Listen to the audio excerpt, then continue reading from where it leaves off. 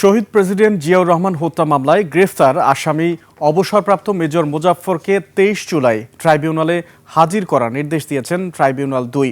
বিচারপতি নজরুল ইসলাম চৌধুরীর নেতৃত্বে 3 সদস্যের বেঞ্চ এই আদেশ দেন। চিফ প্রসিকিউটরের আবেদনের প্রেক্ষিতে এই আদেশ দেন আদালত। বিস্তারিত শাকিরা আরজু রিপোর্টে।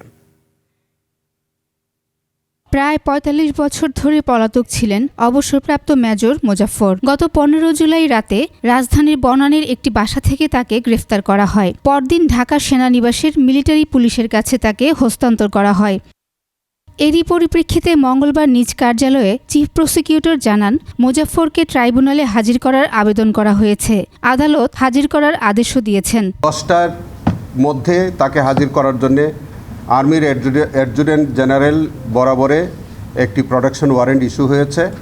তাকে আগামী তারিখে যদি আনা হয় আমাদের ট্রাইব্যুনালে, দেন আমরা তাকে শোন অ্যারেস্টের আবেদন করব এবং পরবর্তীতে অন্যান্য আইনগত যেসব কার্যক্রম আছে সেগুলি করা হবে।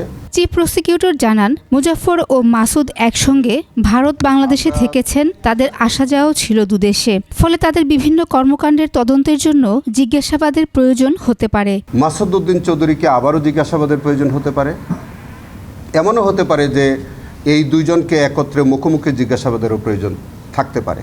এদিকে ডিজিএফআই, ডিবি ও র্যাবের গোপন বন্দিশালা পরিদর্শনে যাবেন আন্তর্জাতিক অপরাধ ট্রাইব্যুনাল 1-এর 3 বিচারক। চিফ প্রসিকিউটরের আবেদনের প্রেক্ষিতে এ আদেশ দেন ট্রাইব্যুনাল। শাকিরা আরজু, 21 টেলিভিশন, ঢাকা।